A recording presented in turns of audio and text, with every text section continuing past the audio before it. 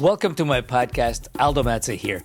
My guest on this episode is percussionist drummer Bob Breithaupt, who is well known for his work in the jazz world. He was the Columbus Jazz Arts Group founder, also co-founder of the Columbus Pro Percussion Shop. He's also chair of the percussion department at Capital University, performed with many artists over the years, such as Paul Anka, John Abercrombie, and many others.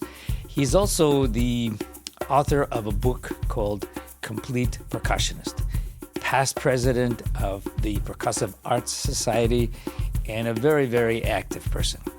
Here is Bob Breithaupt. Welcome to my podcast, Shaping Your Journey, Bob. Thanks so much for being on.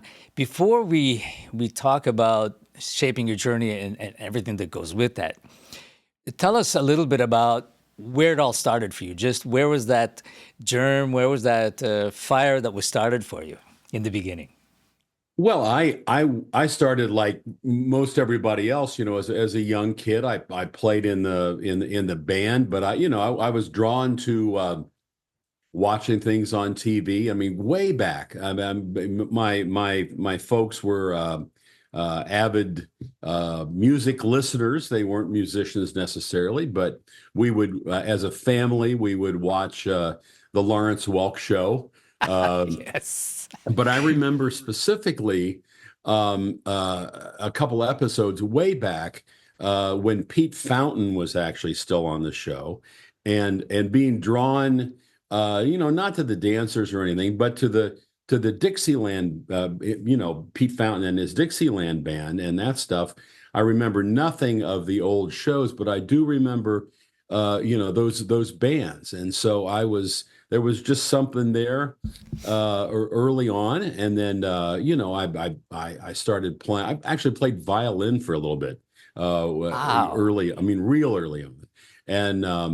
And then, started in the school band and found that just like all of us, that we might have enjoyed the band, but there was something about listening to music and playing along and improvising that we had a little something there that was special, and you just start with some garage bands and listening to a lot of music, and music came easy to me.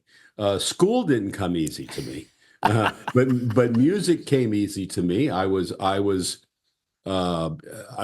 good with it, very good, and so it just sort of went from there. And as a high school kid in Marion, Ohio, which is a very small town north of Columbus, where I still live today.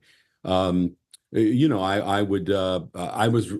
was very fortunate because I lived in an area where there were a lot of good players, but I could start playing professionally when I was really young, and got drawn to some other things at the time. Actually, some of the music education opportunities that were available in the late 60s and early 70s, one of which was the Ludwig Symposiums, where you and I first met. That's right. I was thinking about that. And decades ago.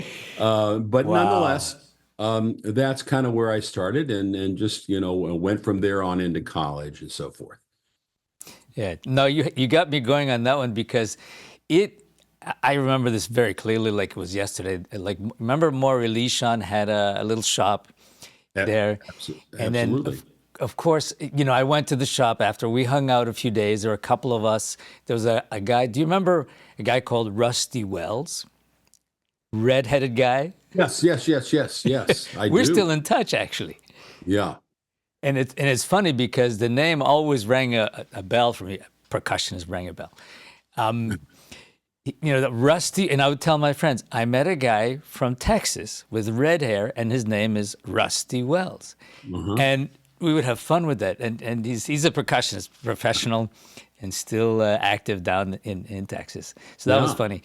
But that symposium, I mean, when we did COSA, when we established COSA, finally, that was the germ. That's what my reference point was. I said that was the greatest experience for me because it sent me into the rocket department, Yeah. Yeah. and I'm sure it did for you. And then I said, we're going to do that. I want to do that, but take it up 10 notches. Right. That level. That was the idea behind that. So you were at that same place. So that was nice. Absolutely. And ironically, we met in I believe it was 1972. Um, 73. was 73? Okay. Okay, Yes. right after I graduated from high school.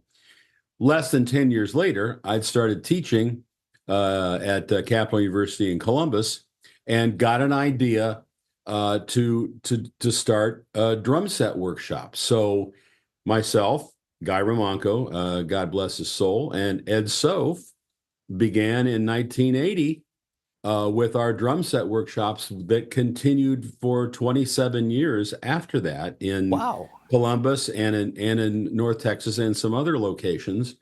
Added Steve Houghton into the mix, and others, along the way.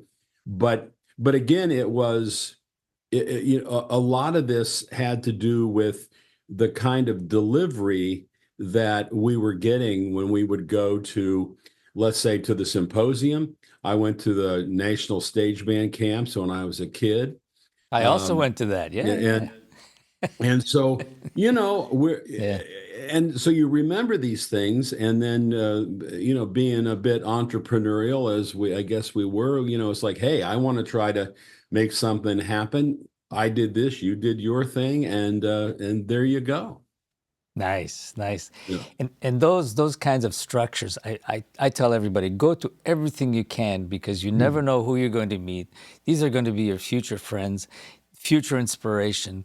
And all those people you meet, like the stage band camps, I went to that, and actually Phil Wilson, remember, he was running. Absolutely. And one day I was sitting in a rehearsal, Steve Rodby was there. Yep. Steve Rodby, the bass player with Pat Metheny, on faculty. And I was just practicing in a room. Phil Wilson comes to me and he says, "What are you doing tonight?" And I said, "Well, I'm coming to the faculty concert." He says, "Well, come early. We're recording tonight. We're doing an album. I want you to play." I said, "What?" So I ended up playing conga on that recording, the Live and Cooking. Yeah. Yeah. Jack Mouse was on Well, drums, Steve Rodby. And I say that's how it works. The experience being pushed off the cliff into Yep. that situation. And it doesn't get better than that, right? Ironically, my first National Stage Band camp, they also had combos as a part of these things. I was in the second combo. The first combo included Danny Gottlieb Danny Gottlieb, right? Yeah. and Rodby. And Pat Metheny had been invited there by Gary Burton to be a student / faculty member. And then of course I, Danny and I became friends later, of course. And I ran into Rodby, within a couple years as a bass player in the Northwestern University jazz band. Right. So, and I know that these experiences are common with, especially with people, of our age. I mean, you go all across the world, and it's like, hey, I was at this and I was at that, and unfortunately, I because of economics maybe and other things, I don't think there are as many. I mean, there's certainly the things that you do. But I think collectively there are not as many opportunities now as there were then, and maybe they're not as affordable, to kids. I don't know, but Also, the technology has changed a lot of that. course. So a lot of it is done online, whether it's not the same experience, of course, but people are a lot more available. I mean, I teach a lot online, and I can be anywhere on the planet. They can Right. be anywhere on the planet, so that facilitates things. I mean, Yeah. of course, as you say, but it's not the same. Yeah. Having that personal experience with the people in the room, asking questions, and it's more than 5 minutes, more than an hour. a week, of Yeah. Oh, intense right. changes your life. And the people that you oh boy, we sound like a couple of really old guys, don't we? And but the guys that we ran into, of course, Morello, um, to me, at that particular event, the guy that struck me probably the most was Andrew Cyril, who was a part of that. I mean, the tremendous player and great intellectual, and some of the things that he had to say, have really had an impact upon me, and I think probably what had the most impact on me at the time, Aldo, was the commitment that these professionals were making to us. Yes. Oh, yeah. I mean, it Unbelievable. was, and I don't know how much money these guys were making. They couldn't have been making that much money. That wasn't it. No, no. It was what they were committing to us as young guys who were just and women who were Yes. there just hanging on every word. Yeah. And no, you said something really important, that commitment. And I think that changes everything, how invested you are in what you're doing. And they certainly were. I remember like it was yesterday. I mean, Gary Burton, he's like God, right? Yeah, And he's showing me how to hold mallets, which I learned for the first time with Gary. So yeah, I'm there yeah, learning to hold four mallets with Gary. So when I came back to here and I'm showing everybody at the university, I mean, I could barely play two mallets, but I'm yeah. showing them, all my seniors, how to hold four mallets. And I'm like king. But Yeah. that experience from the man himself. That's right. That's And right. Tom Davis, remember Tom Davis? Sure. That year, there was also Bobby Christian really hit me hard. A guy with such energy, such positive energy. He was like a Louis Belson Yeah. and played everything.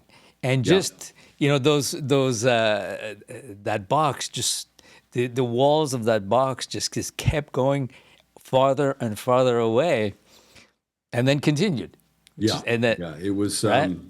I mean, these are the masters, right? I mean, and Yes. we lived in a we've lived in a very significant time in the development of percussion.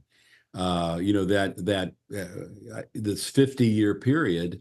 Yeah. It would be a hell of a documentary for someone to do. There you go. That's your next project, man. Thank you. Thank you, Is Bob. the yeah the documentary on what has happened in our business between and I think we could say the early 70s, late 60s, and then the early part of the 21st century, just in how things have changed. Young people.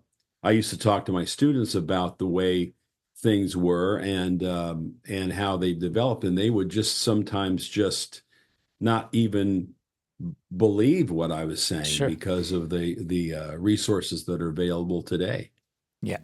No, it's hard to process because we lived at that time. I mean, we grew up in the '60s where I saw every single group that ever came through, whether it was jazz or rock or whatever it was. And I was living in Ottawa, a small town, Sure. and I saw every single concert. I mean, I saved all my money to do that. So as a teenager, that's what I did. And then I played in rock bands to Right. simulate all of that.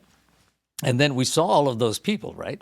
And Right. then we studied with all the guys, all the masters, and then so you're there with those people in person. That and then seeing all the technological advances, right? From not just the instruments, but the people, the exploding and all the changes. I Right. mean, Right. in a Right. short time, right? I mean, Yeah. from the 33, 45, 33, the CD, then the electronic gear, and we lived it all, Yeah. right? All that change until now, and we're still there. That's Very, very fortunate. I mean, I feel very fortunate to have been seen the development of the percussion Model T, if you will, to the present.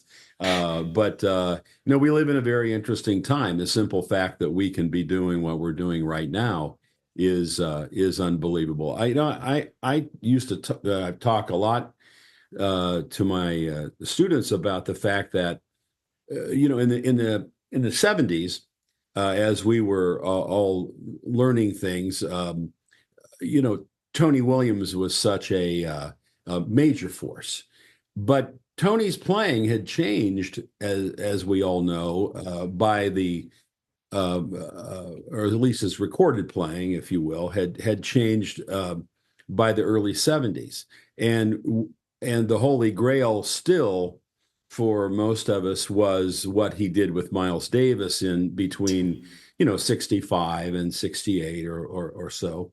And I realized that I saw Tony play many times, but I never saw, obviously didn't see him in that context with Miles in 1967, let's say. But it wasn't until I was well into adulthood that I actually saw a video of his playing when he was 17, 18 years old, to kind of confirm what we had all been working on, and really to some extent still work on, in his approach. And so to think that how easily accessible these resources are today for students, and how Sure. impossible really they were to capture at that time. I mean, it took me until, I guess, would have been in my 40s Sure. until I actually saw an actual video of his playing from the mid 60s. So it's it doesn't get past me, man. I really appreciate what is available. Yeah, no, that's amazing. I mean, you had to be there. If you weren't there, you didn't see it. Yeah, That's why we went. That's the other thing too. That's why we probably went to all those things, because we had to see it for ourselves, you had to right? see it. You You had had to to see see it. it, and of course that's the most effective way to learn.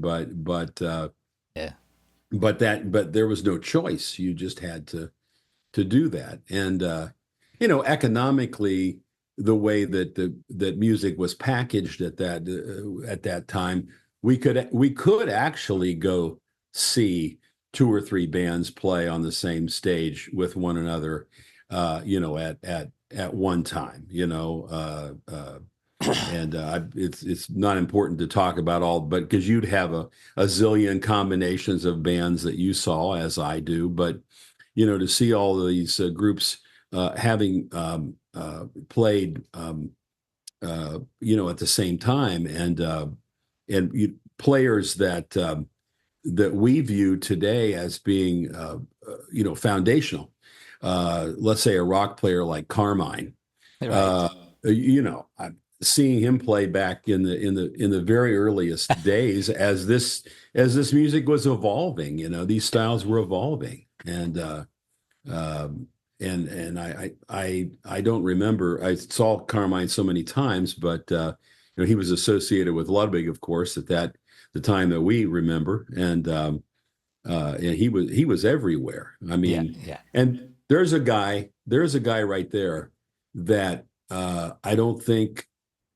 A couple things about Carmine. I don't think people appreciate how influential he was, Oh yeah, uh, and and how committed he was to education. yeah, And he didn't have to be, he just was, yeah, yeah. doing all those clinics, writing those books. I mean, all that Oof. stuff. Yeah, Crazy. I think I have 6 versions of that book Right. over the years. Right. Just like the Right. Chapin book, I have 6 or 7 of those. And Carmine's the rock book, what was it called? A realistic rock. Realistic Rock. Yeah. I have like 6 versions of it with all the different covers. Yeah. And and actually, he was there at that symposium Yeah. in '73. Yeah. Yeah. And I remember he came to COSA, and it was funny because I remember the same year, Joe Morello and Carmine.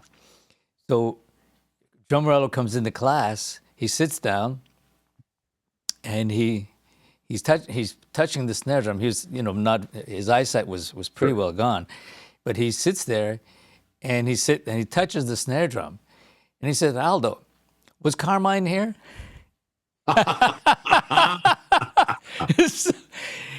And so we all just burst out laughing because he played so hard and so massive that sometimes there was a curve in the drums, in the rim. He was saying it as a joke, but it was funny. Yeah. Funny. And like you say, he was very committed, and he still is. He's still out there. Yeah. And he's been doing things with his brother. Yep. And people like that were very influential in the very beginning with Vanilla Fudge. Remember? Absolutely.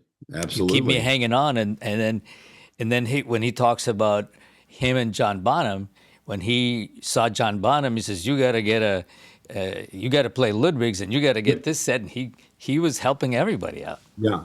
And most folks don't realize taking nothing away from Bonham, of course, but they don't realize that the equipment that Bonham ended up being, playing, and people thinking about them as John Bonham sets, were really, it was Carmine's influence, the big tom and the bass drum and the whole deal, and he could play, of course, incredibly, and he was different. I know that Bernard Purdie influenced John Bonham, but so did Carmine.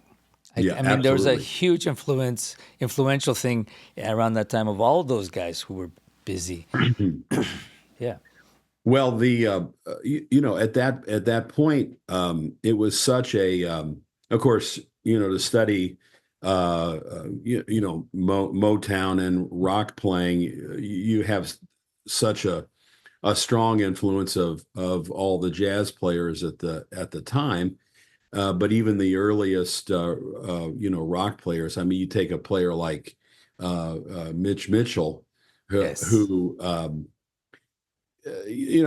as I think I'm kind of a history guy. That's my. I think I happen to think that Mitch Mitchell was one of the dominant fusion players because of how he played, what he listened to, and the manner that he incorporated that playing with Hendrix. And all you have to do is really listen closely to those early Hendrix records, and it sounds somewhat similar to what a guy like Bobby Colomby was doing with Blood, Sweat, and Tears, right? I mean, in the manner in which he was approaching the music, and not very, very different music, but not an extremely different approach to playing. It's amazing because I saw those guys. I saw Bobby Colomby with Blood, Sweat, and Tears. I saw the early Chicago. Danny with Chicago, and Michael Shreve with Santana, and they were all. And I told Michael, I said, when you were doing that solo at Woodstock, I was hearing Buddy Rich. Mm-hmm. And he says, it's funny, not a lot of people pick that up because they think I'm a rock drummer, but I'm a jazz drummer, and went this way because the music was taking us there. Right. And those guys that we just mentioned just pushed the envelope, but they had that jazz background. They're, even Charlie Watts. Oh, yeah. Why does he play the way he plays? Well, he's not known as a jazz drummer, but I have some of his jazz records. And he used to go to New York and listen to Charlie Parker in the clubs. Yeah. And like we would go to places and get that influence. Sure. But you end up playing a different music, but with that experience, with that mindset, which is Yeah. really interesting. Probably explains his that probably, and I never read anything, so I'm sure there's documents about this, but it probably explains why he played Gretsch drums his entire life, right? It's just a sound. It's sort of part of his Yes. performance DNA, if you will. Yeah, and Yeah. so there you go. Yeah. There you And go. I think it's even though whatever he would touch, he would always sound the same. I Yeah. mean, he would sound like himself. But there's a psychological thing that where this is his identity, this is how he dresses, this is how you Yeah. dress, this is how you are, and the drums are part of our um, ID. Hmm. I wouldn't say DNA, but our ID. We identify ourselves with a specific thing, Right. right? Right. Right. Interesting. But you studied at university, right? Yeah, I studied at I got both my degrees at a university in the north part of Ohio called Bowling Green State University, Right, right. which had a very strong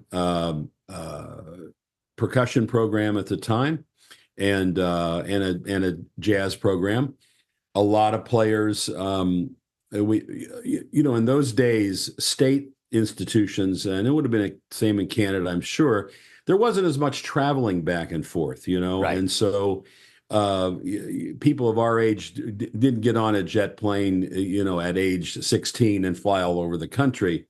Um, and so it was a little bit more localized. So there were a lot of really good players that went to this particular school. There was a great tenor player from New York, Rich Perry, Tim Higgins, the great jazz trumpet players, Scott Lavender, who's still Johnny Mathis's musical director. I could go on, but we all kind of congregated at this place.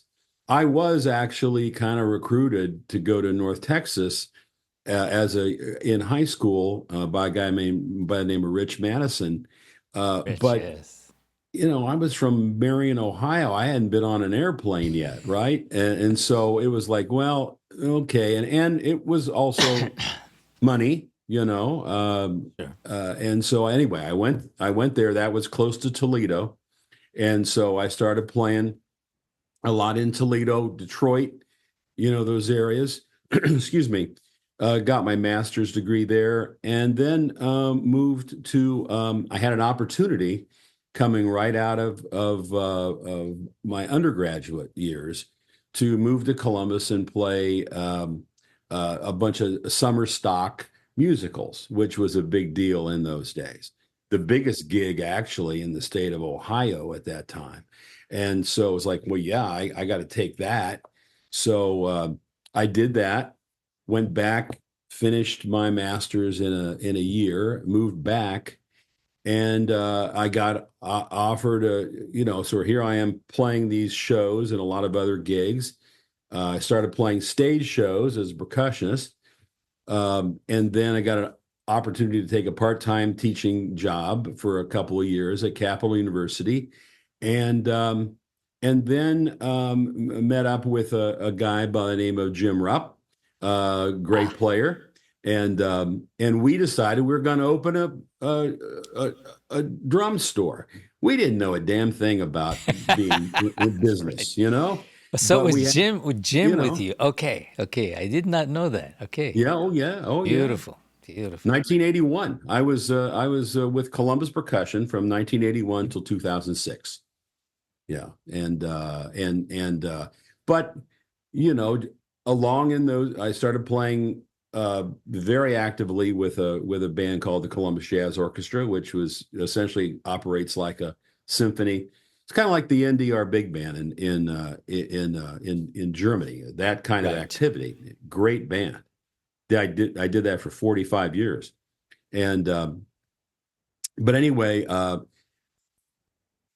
just a lot of playing, a lot, some touring, and as much as I could while I was teaching, and then just I was very fortunate because Columbus is not like Chicago, but it's a big city. Sure. And so I could play gigs, I could teach, I could be involved in retail, I could tour. I play with extra with the symphony or with the chamber orchestra, and so sort of it just became, there were times where um, I was drawn to thinking about moving to New York, or drawn to thinking about moving to other places that had a scene at that time, recording scene like Dallas, Right. and but there was so much going on for me professionally at that point in time. By the time I was, 30 years old or less, that was like, I'm damn, I'm busy, I That's right. can't afford to do it. And Yeah. that's the way it worked out. Nice, yeah.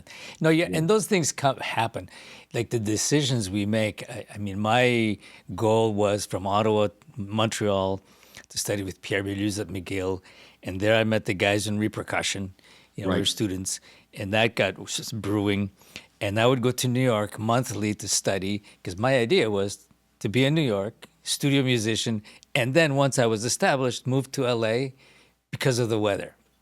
I Yeah. had it Yeah. all Yeah. planned. I was born Yeah. in Calabria, southern Italy, and the cold really didn't do it for me. So I thought that was the plan. And then I got so busy here that I was doing a regular TV show. The group started touring. I was like three people doing the percussion thing, doing drum set stuff. I didn't tell people, certain people I didn't play drums, other people I didn't tell them I played percussion. And then the concert stuff, When because you they wouldn't said believe you if you that. said it, right? Yeah. It's Yeah. impossible to. But I did. And then at one point, I was going back and forth so often to New York. And I said, this is not going to work. It's costing me way too much money to go back and forth. And I couldn't not take things. And it just, like you, I said, well, that's it. I'm going to do it from here. Yeah. And it's funny, Aldo. It's very, very similar background. Of course, there's part of me that was like, well, that would have been great to do the New York thing and hang out and be up there in the middle of that, or LA. But it was funny. About 1980, I was playing. I used to play a lot of stage shows. I was playing a week of shows with Engelbert Humperdinck, Okay. and I was playing percussion. And the fellow who was playing with the drummer who was playing with him, whose name I can't remember right now, but had some prominence as a New York studio guy. And I was talking to him about this because, I was, 25 years old, Sure. right? And things weren't 100% established yet here. And I said, and this would have been late 80, early 81. And I said, I'm thinking about moving to New York, and what's the studio scene like? And he said, well, I don't know. For me, it seems to be okay, but things are changing fast. So what's that? And he said, well, they're starting to develop these drum machines. Yeah. And sure enough, of course, the Lynn drum machine was developed in everything that came after that, MIDI and whatnot, which didn't take away all of the work, but it took away over time a significant amount of I guess what I would call entry level work for players. Sure. The demos and all Demos, of. and Sure. and that's just kept on going. And so that was also kind of a little piece of information that I kept in the back of my head, and as things developed here, I just remembered that. Yeah. Yeah. And it makes sense because the things actually happened pretty rapidly once that started going, all the Sure did. technology stuff. Then the digital recording. And I remember I mean, in the 70s, after the camp I was studying and at McGill, but going to New York monthly, and I would meet everybody there from Alan Schwartzberg to Steve Gadd. He would invite me to the sessions, and I would that would be my other university, watching all these guys on a daily basis in the studios, running from one studio to the other and learning the craft like a fly on the wall and how to approach this. So I learned a lot. So I was getting ready, but I was seeing that too. But not that it was that kept me, but this idea of changing rapidly. And I remember seeing in New York guys, Anthony Jackson running across the street to the other session. I'm there on the corner with, and I was amongst these people who I knew from records, right? Yeah. Yes. And they're running. And then somebody was telling me, well, now that this studio's closing down. So I was aware of it. I mean, I was just too busy to make a move anyway. I said, it doesn't make any economic sense or even time sense. Right. I said, the groups then started touring, and I was busy all the time. And I had anything I was doing, I always had a sub clause so that I could send subs. My subs used to work more than I was. But but that was okay because we got a whole thing going and everybody was happy and you're developing. So I said it would be insane for me to go to New York at this point. And I know some people because I've been introduced over the years, as we make decisions to prepare ourselves for something like going to university. But then you have to make that decision. And it's always a good decision no matter what you make. Yeah. Right? Like yourself, you made a good decision and you did a lot of stuff there. Well, it's sort of, I developed, and really it's a philosophy, Aldo, that I always tried to develop with my students, and that was that of being a music professional, not just focusing on being a professional musician. Right. And it's one and the same to a degree, especially now. Professional musicians, they are music professionals. They're doing everything. But there was a time where that wasn't necessarily the case. But being able to piece together a multitude of things in this business certainly has worked out well for me. I know it's worked out well for you. But again, it helped develop a sort of a core philosophy in my teaching approach as I talked to other students, and with all of those hundreds of folks that I taught over the years, it seems to have worked out pretty well for a lot of them. So, I really love seeing my students having made a career for themselves in the business, not necessarily just playing with so-and-so or so-and-so, but in the business sort of globally, if you will. Sure. And I think what you developed also is that mindset that you caught on to it early. I mean, like I did, that you really have to put it together yourself, right? Yeah. And it was like you're learning all of these things and your curiosity level is that high. So, I mean, that's what pushes you to start a shop, to teach, to play, and keep all those things up. I mean, that the idea of entrepreneurship, I'm seeing myself in what you were doing as well, because I was doing it also. I would say, why are they not teaching this at the university? Why are they not? So I would teach my students those principles or that mindset that you have to understand how things work. You're a professional, and this is a profession. And part of the profession is it's the business of taking care of yourself. So how do you organize in a good way? My wife calls it a curse. She doesn't call it the music business. Oh, well, and so I think there's a certain amount of truth to that too. Oh, yeah. Well, listen, Bob, I mean, just the curse. My wife is a violinist, classical violinist and pianist. She teaches at McGill, perfect Yeah. pitch, Dr. Yolan Kovac, right? So when we first met, and she would see all these instruments that you and I just enjoy having, and now I could supply 3 universities, Yeah. and she would look at me, and I would say, well, I have to show up an hour and a half, 2 hours before anything. Yeah. And they don't get that, right? They You just, know, I said, you guys just arrive and you sit. And not only that, if I'm doing a musical or one of these big shows that I'm called for, I make sure nobody touches those music stands, because the right. violinists will show up or the horn players will show up. I say, oh, if I walk away, here's a No, no, stand. no, no, no. No, I need those for my tables. Yeah. Yeah. Amazing. Yeah. So I know what you That's it. mean. That's I know it. what you mean by the And curse. It's yeah. But it's it's funny because you just keep going. I mean, uh, I'm retired from Capital now. For about 2 years, but you just keep. I'm working on a new project, a new course, if you will, that is I'm going to be unwrapping here soon, and it's a virtual course. Um, but again,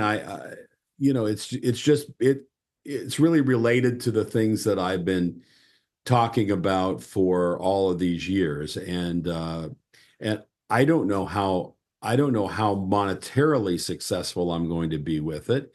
I don't know. I don't if I am, great. If not, that's okay too. But it's just sort of there. You just keep going, and I know that's the case in with you.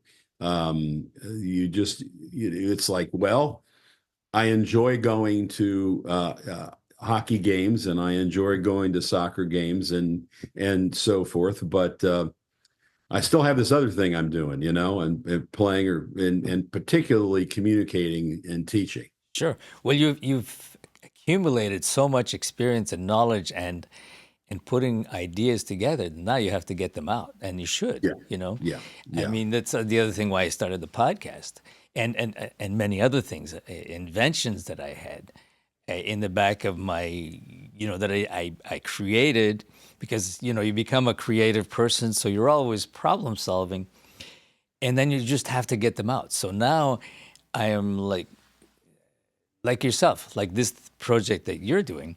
We decide at one point, okay, now I'm not doing that as much or that as much, but I have to get this out, and you should get yeah. it all out the door.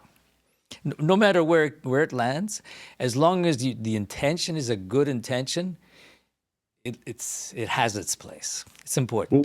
what I found is that in talking to uh, running into people who I have had a relationship with over 50 years, they say things like, well, when I went to this workshop and you explained this, this, and this, that really helped clarify Sure. this or that for me. And I've heard enough of that for long enough that it's like, well, maybe there are some things that that are not being said or haven't been said. I fashion myself as a communicator, and I enjoy talking to and working with other communicators. I admire them. Somebody like my pal Ed Soph.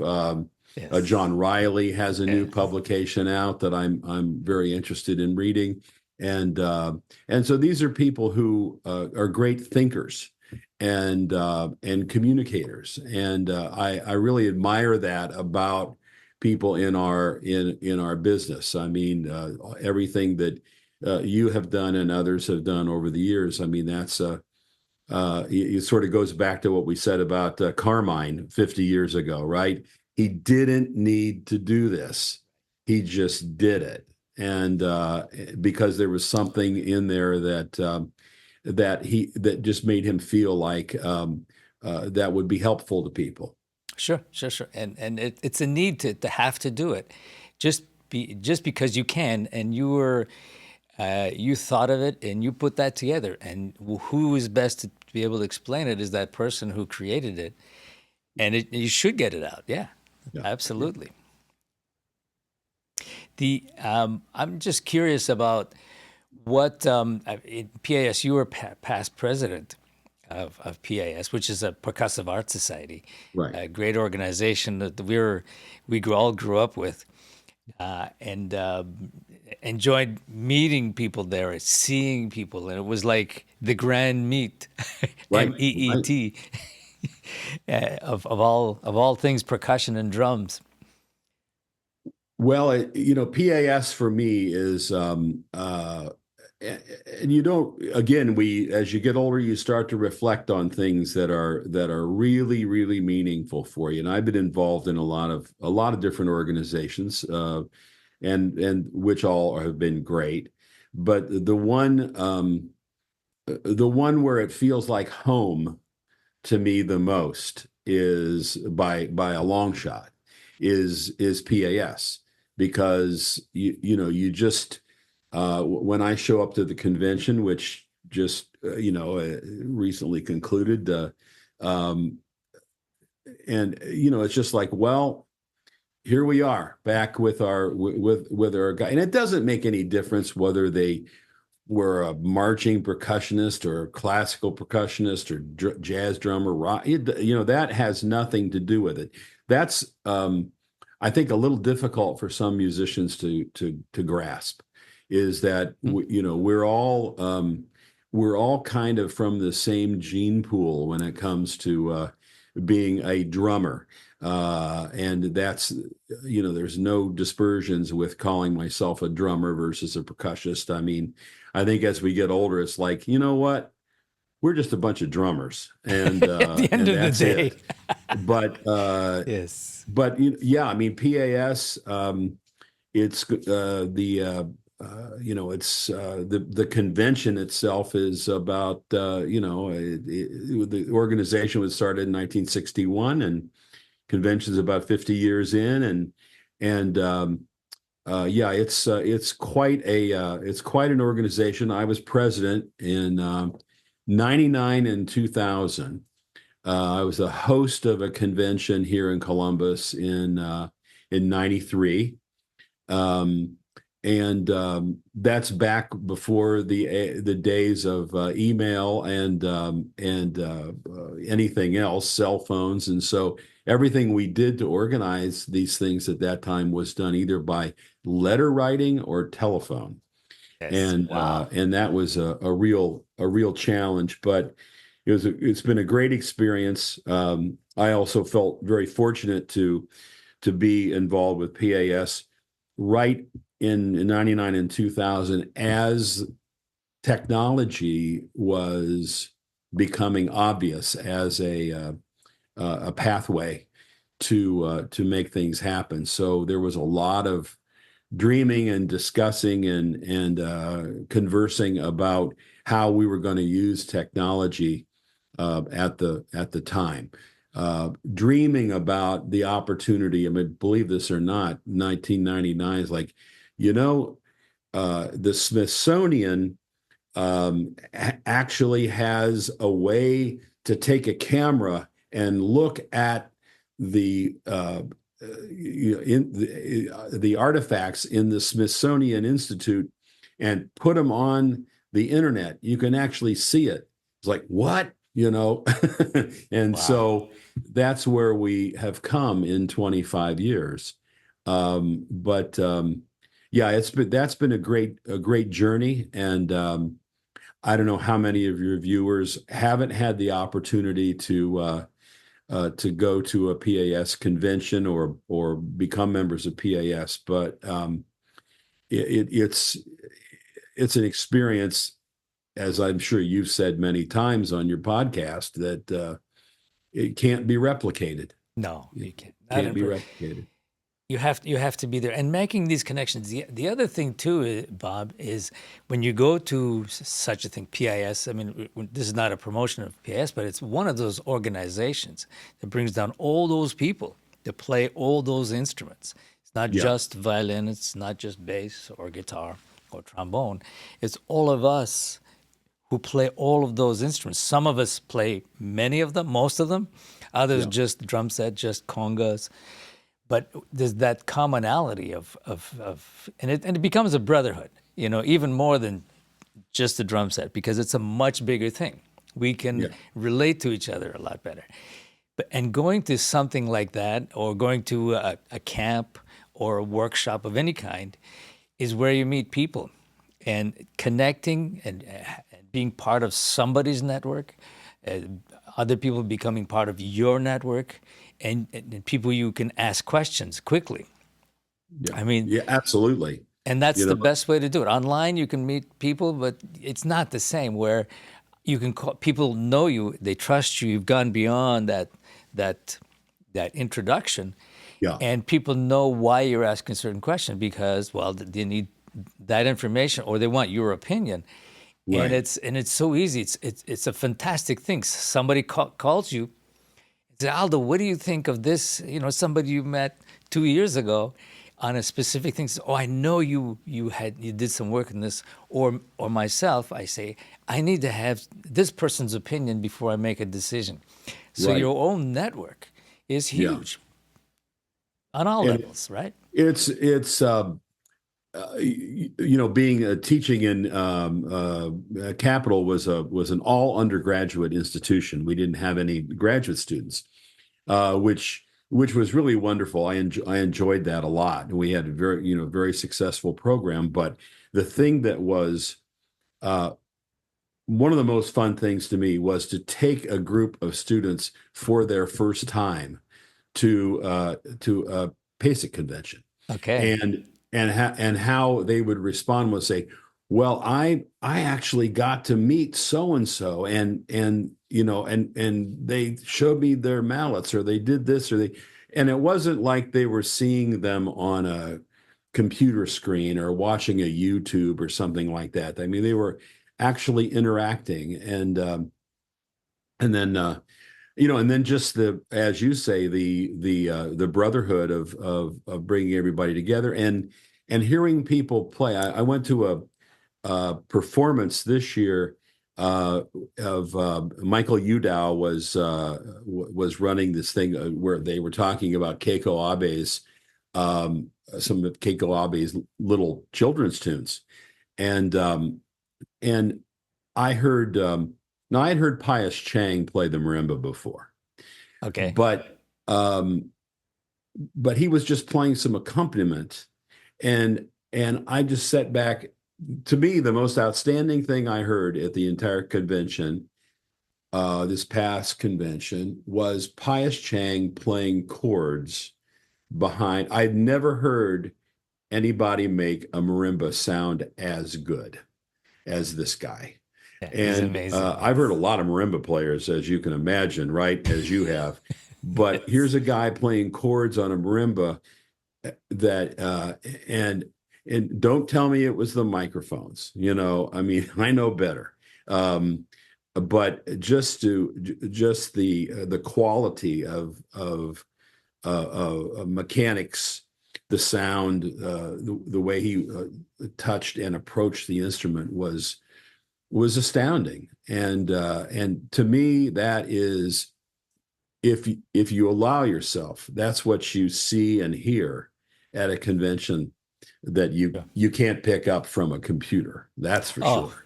yeah. It's because the computer is two-dimensional at the end of the day. You're talking about the room, the presence, the vibe, the three-dimensional visual and audio. Oh yeah, Right. absolutely. And Pius, and I mean he's great, and also his wife Erica Daimo. She's, Yeah, of course. I mean, Yeah. you this is incredible to have things at that level. I remember we were talking when you mentioned Keiko Abe. I had seen her perform, when we were growing up, and she was always amazing. She was one of the first marimba players from Japan, who had this presence, right? But also when she did her marimba spiritual piece, which was like amazing. So Yes. when repercussion was in Japan for the first time, I said, let's invite Keiko, see if she would perform that piece with us. And she agreed. We Oh had my. re- we recorded this piece with Marie Jose Simard on marimba, and that she recorded us and asked us to accompany her on it. So we learned it and we recorded it. So we knew the piece. Mhm. So then when she said yes, I'll play with you guys at the concert. So we had one quick rehearsal in the afternoon, just sound check. And this is a funny story which I tell to people sometimes about, thinking she had a certain age by this point, and the piece is quite fast, right? It's going Yeah, yeah. right. So I'm playing the part that starts. Okay. So at sound check, just to check things out, I start when she did her introduction. I start. So I'm saying in my mind, I'm saying, okay, she's been playing a long time. She's a certain age. I better be easy on her. Just a sound check. So I start, and I'm going. She turns around and gives me this look, and she goes. So Way to go. There the you funniest, go. the funniest thing, and I look at the other guys, and we're all looking, going, okay. So I'm going up, and she's not playing yet. She's Uh-huh. waiting until I arrive at the place where she's coming up. She Wow. turns around. Okay. They're right there. Wow, Yeah. wow. Yeah. And I'll never forget that. That stamina, that energy, that musicality. Wow, Yeah. Well, she's special. amazing. That's why she's Keiko, right? I mean, Exactly. that's it. Yeah, And beautiful. And it's nice to meet people like that. Well, I mean, first as students, we see that, then we get a chance to meet and perform with people like that. And as your own musicianship level changes and it goes to that level, yeah. then you're talking about a whole different approach to music. Music is something else now, right? I mean, Right. and you've been teaching a long time and playing a long time, and I'm sure you see it over time where your position changes from that student to, I mean, we're students forever, but we're always learning. But getting to a point where now your input is magnified and it's very potent because of all that background, right? Well, and we all have these experiences, Aldo. I mean, I probably the most memorable one for me was in the late '80s, I guess it was. I had the opportunity and I did a variety of things, but the first time I played with Terry Gibbs, Wow, um, nice. and so with a big band, and so when Terry comes at the time, he brings his original Dream Band charts with him. I mean, the charts that Mel Lewis played, and he kicks off if you listen to the original recordings, he kicks them off a certain way, uh, and so here we are playing these things, and he kicks them off, and it sounds just like the recording. And so all of a sudden, I mean, I'm certainly not going to ever equate myself with Mel Lewis. However, um, there I was in the middle of playing these charts, and and actually things went very well. I worked with Terry a number of times and received if I turned the camera around, you could see a really nice personal note that he sent me on as a result of this, which I'm very proud of actually, because to me, playing in the role of Mel Lewis, Oh, it yes. was it was like if someone could go back and you know, work with Toscanini, Yep. or when Cloyd it'd be like Cloyd Duff playing the Beethoven symphonies with George Zell. Right. You're right, with Cleveland, and Yeah. it's like I was there, and that is those are the real important things that we remember about this business, and the opportunities that we have, Yeah. and so and you can't take them for granted. I guess anyone who's young that's listening to this podcast is, do not take these opportunities for granted, because they're rare, and they don't come around very often, and you need to try to prepare yourself for them and make the best of them. Sure. And Mel Lewis, I mean, when you mentioned, I mean, those are shoes that are so hard to fill. I remember when I used to go to New York, that period, I would see the Thad Jones Mel Lewis band play, okay? And it just sounded so smooth, so easy, so everything. And I remember one day I was at, what was that shop on 54th Street? Manny's. Oh, I at think it was Manny's. Manny's, yeah. Yeah.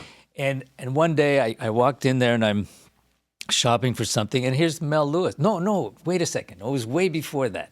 I just had another flash. It was the Pro Shop.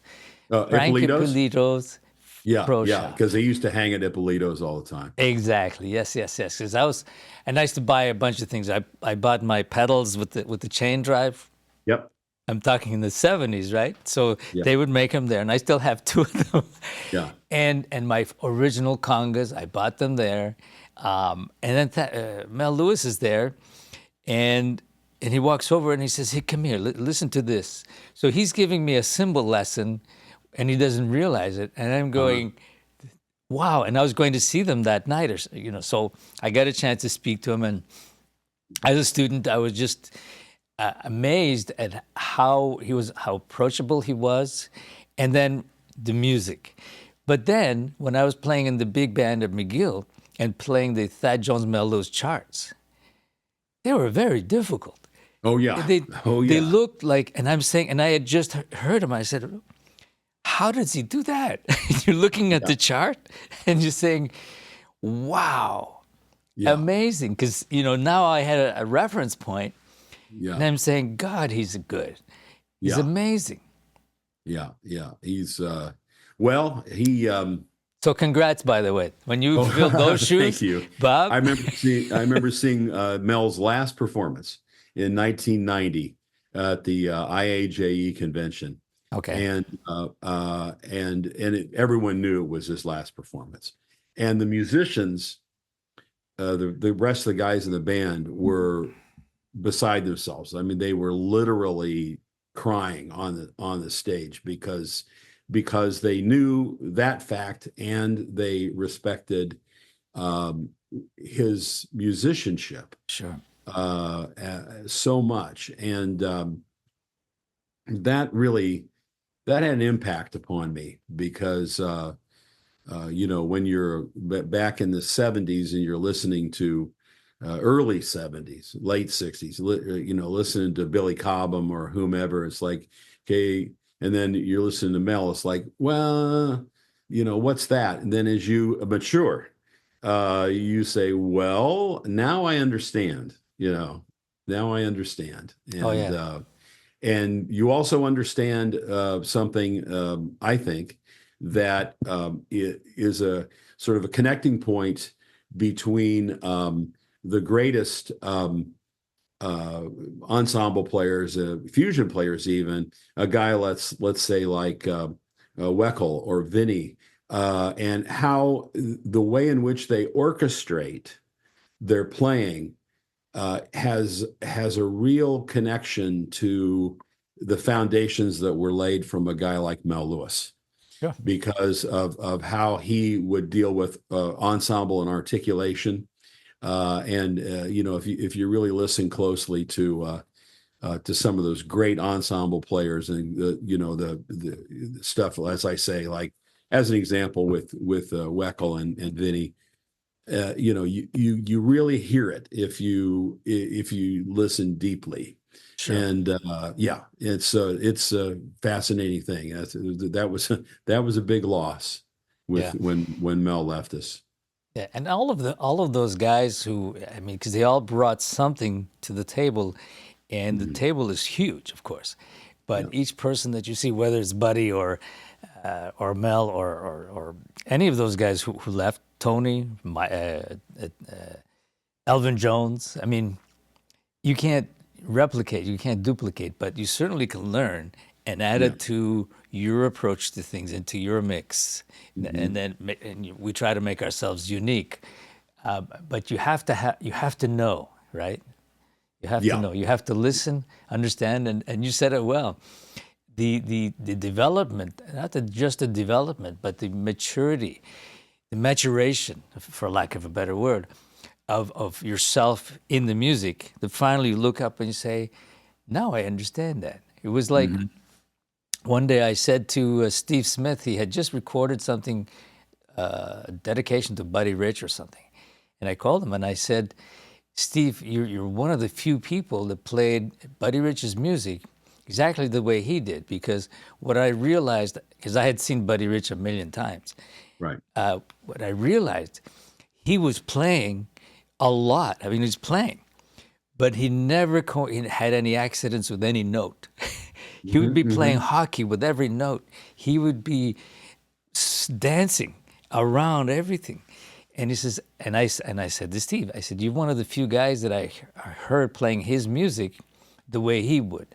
Like you're Yeah. dancing right through, and you got it. And I heard it. Yeah. Yeah. He says, that's Yeah. exactly what I was thinking. Yeah.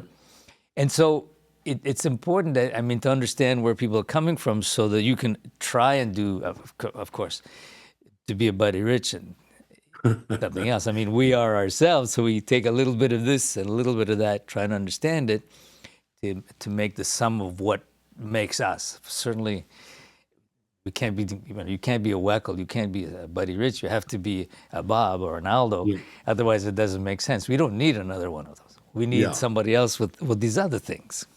It's great. Yeah. It's a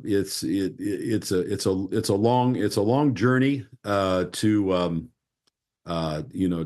to try to capture what you can from it's like learning language is like or how you speak. I mean, well, you sound a little bit like your brother or your dad or whatever, and well, okay, that's there you go. I was around Yes. that, but you still have your own voice. Yeah, uh, that makes sense, and that's a good analogy actually, and I mean that comes automatically, of course, but the others don't. You have to be yeah. interested in, and you have to be curious about, and you have to go further, sometimes in rabbit holes, but Mhm. not get caught in it, but at least be able to study it and understand it, and take it where you would from your background, your culture, your voice. Yeah, Yeah. that's very well said, and I'm really hoping that. I mean, we could talk about this for months because Yes. it's so interesting, and especially, and I'm sure you're the same. I have so many interests musically. I could, one day I could be playing Varese. Another day I could be playing in a rock band, in a Mhm. country thing, or a percussion ensemble. To me, I don't recognize those boundaries. Yeah. There are 12 notes, literally, and that's Right. it. And I always think everything is melody. It's not rhythm, it's melody in an organized fashion. So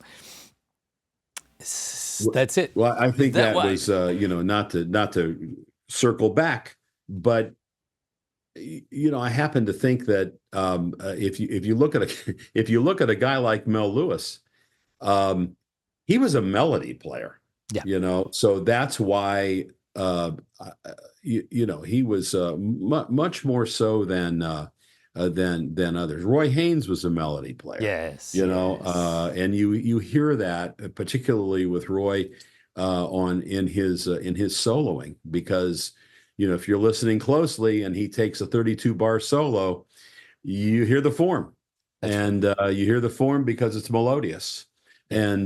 and so yeah, that's a very good point. I mean, we are just we're playing melodies, except we don't have the same uh, group of tones, but we have other ways to play to play different tones, Yeah.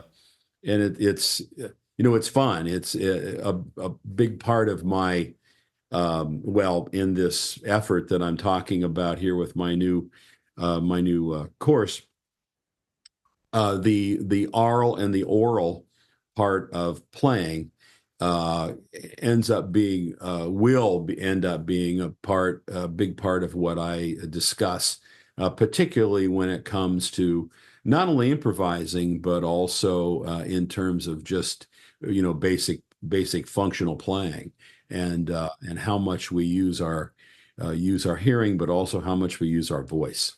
Yeah, yeah. Yeah, and I agree with you. And also, I mean, now I've become a stickler with it. It's all about melody. If Yeah, if I'm teaching them drum set, or if I'm teaching congas, we're not learning rhythms. We're learning melodies, and then you improvise around those. Of course, you have to have develop techniques. Each of those instruments has techniques that you have to deal with, but you're always dealing with tone, with melody, just like our voice. It's a melody. When you speak Brazilian, it's not the same accents as you're right. Hungarian or English, and knowing that difference makes all the difference, right? When Hmm. you understand, but it's all melody. I've gone on this tangent, and I said this is not rhythm. It's all melody. Of Uh-huh. course, if there was not if the melody was just one note, then it would just be a monotone. So uh, it has to have breaks. It has to have. So what is that organization? That's We call that rhythm, but it wouldn't be a melody. It can't. It Uh-huh. has to be, right? Anyway, I I have not to go on and on about this, but I have a former student, a very a superb player and teacher by the name of Pete Retzlaff, who lives in New York, taught at Drummers Collective for years, has a strong internet presence now. He was a student of mine when he was a kid, maybe 16, 17 years old. And I can remember early on him really, he had, he was kind of a slick kid, he's kind of had a little bit of an attitude, which was great.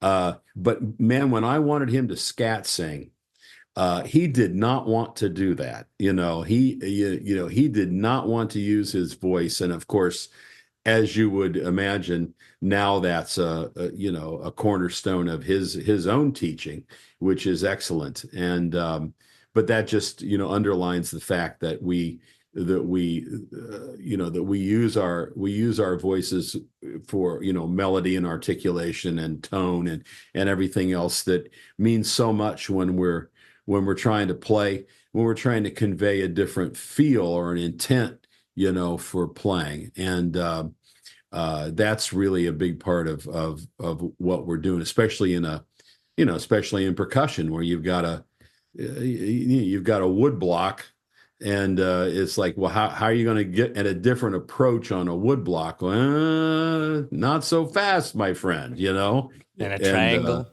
Yeah, yeah, so yeah. it's a interesting world which we live. Absolutely, absolutely.